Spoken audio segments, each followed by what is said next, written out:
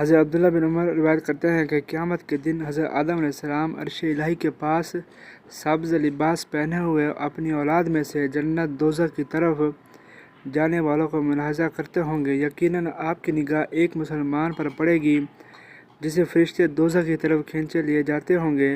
حضرت آدم علیہ السلام بے چین ہو کر پکاریں گے، اے احمد، ادھر آؤ، دیکھو یہ آپ کی امت کا شخص ہے، ملائکہ اسے جہنم کی طرف لے جا رہے ہیں۔ حضور فرماتے ہیں، حضرت آدم کی آواز سن کر میں فرشتوں سے کہوں گا، اے میرے مولا کے سپاہیوں، ذرا ٹھہر جاؤ۔ ملائکہ عرض کریں گے، ہم خدا کی نافرمانی نہیں کر سکتے، آپ خدا کی بارگاہ میں عرض کریں۔ یہ سن کر حضور عرش الہی کی طرف متوجہ ہو کر عرض کریں گے، الہی تو نے میرے ساتھ وعدہ کیا تھا کہ ہم امت کے بارے میں تجھے غمگین نہ کریں گے۔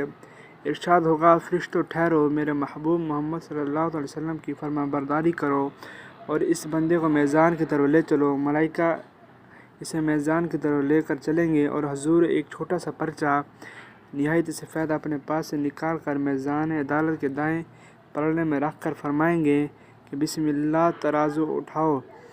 اس پرچے کے ترازو میں رکھتے ہی نیکیاں بھاری اور گناہ ہلکے ہو جائیں گے۔ ایک فرشتہ پکارے گا، لو اس کی نجات ہو گئی، یہ بخشا گیا، اسے جنت میں لے جاؤ۔ یہ عجیب واقعہ دیکھ کر وہ شخص کہے گا، اے نیک صورت، نیک سیرت، آپ کون ہیں؟